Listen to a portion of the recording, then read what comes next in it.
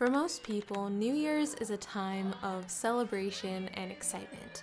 It's the time to start planning your life, set resolutions, be with loved ones, eat good food, and enjoy life. With the new year comes new achievements, new resolutions, and new heights to achieve.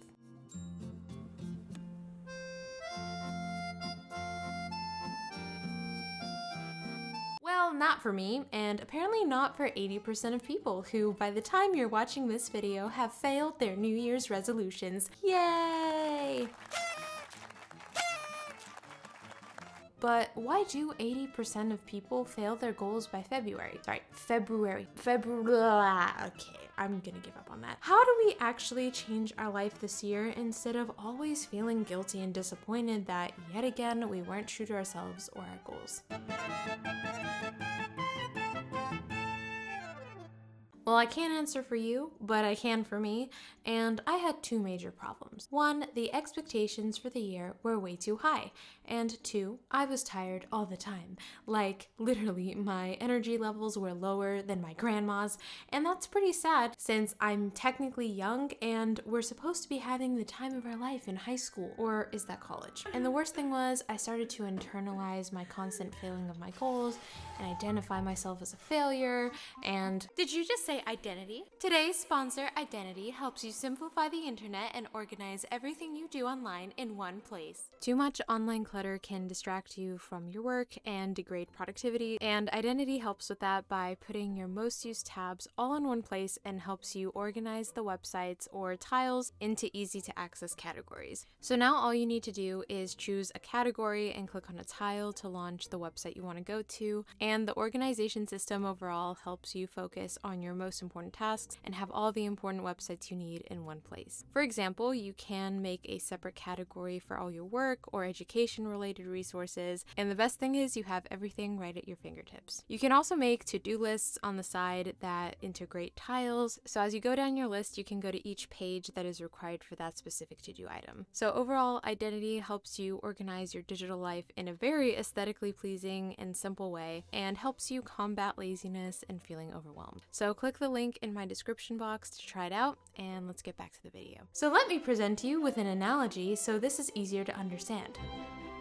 Let's say your parents just bought you a new smartphone and you're super excited to use it. You start trying to download all the apps people recommend. YouTube, Discord, Canvas, Pinterest, blah blah blah blah blah. Only problem is your phone crashes every time you try to install an app, and it dies shortly after using an app once you finally manage to install it.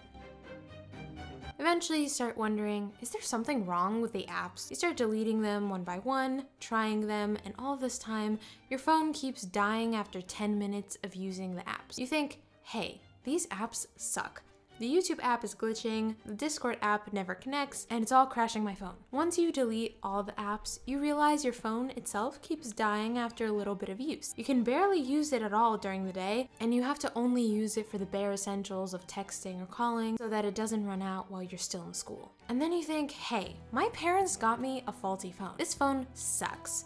You start being jealous of other people's phones because theirs works so much better than yours, even if they have the same model. You start considering throwing your phone into a lake, but your parents won't get you a new one, so you're stuck with this one.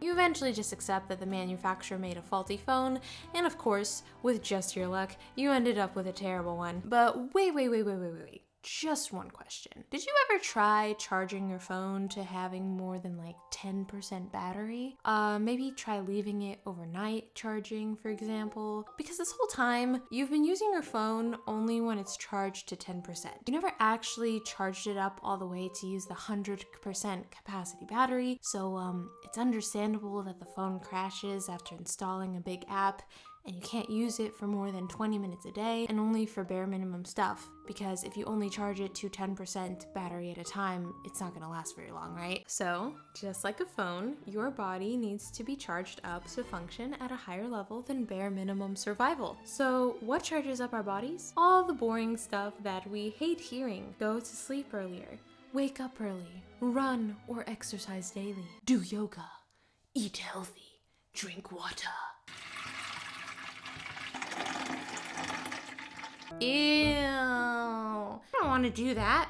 I want to be super productive, studious, and energetic without charging my body. That stuff is all a waste of time and boring. And also, it's totally okay that you and I think like this because, hey, has school ever told us, oh no, you're feeling tired? Why don't you go sleep in today? Or, hey kids, running outside is mandatory every day. PE will count as an AP or honors class. Or, hey, we're only going to feed you good nutritious food to nourish your brain instead of pizza and mac and cheese. Nope. School, jobs, our parents, society in general usually puts health as the last priority, and so we do too. It's perfectly understandable, to be honest. And so I'm gonna end this video here, just like most self-help resources.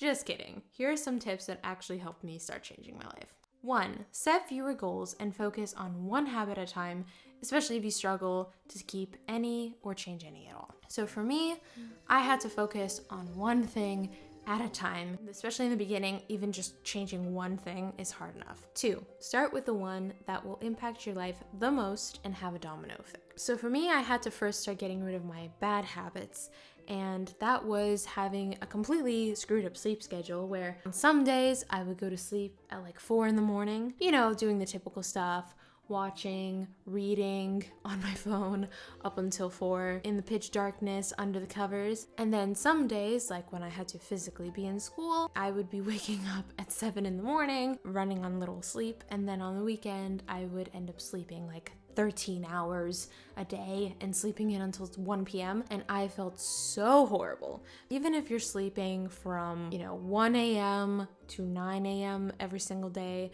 just having a solid sleep schedule already in itself makes you feel so much better rather than constantly almost feeling like you have jet lag on the weekends and sleeping in like crazy only to have almost no sleep during the week.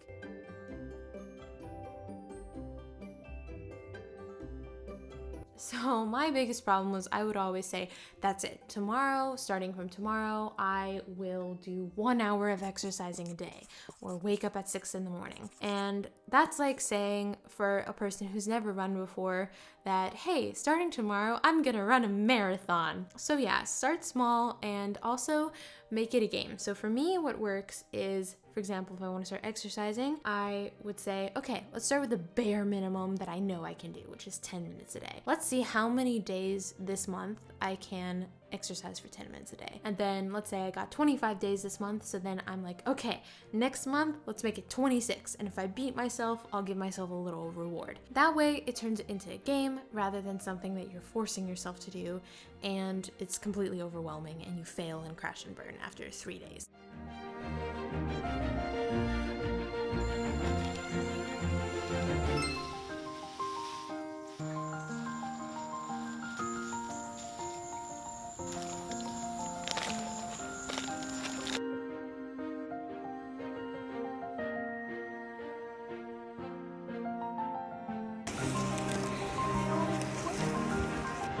Is it heavy?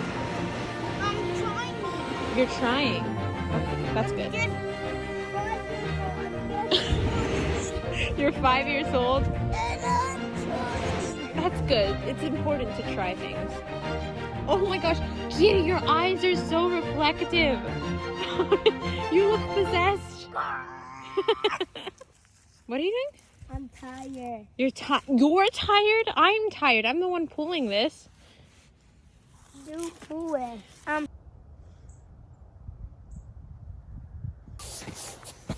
Are you planning on being like this forever? Come on. Come on. Come on. Get up. Okay, all right, ready? 1, 2, 3. Why are you so happy? We're supposed to be exercising. Goodness.